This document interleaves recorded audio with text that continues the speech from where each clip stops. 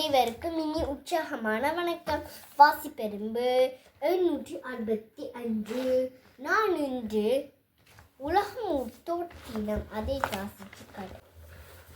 October 1 உலக மூத்தோர் தினம் ஆகும். நான் எனது தாத்தாவை பற்றி கூறப்போகிறேன்.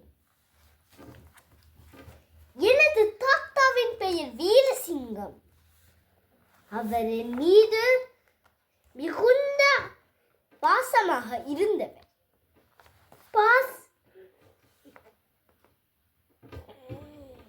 ஆனால் அவர் இப்பொழுது இல்லை. அது எனக்கு மிகுந்த கவலை.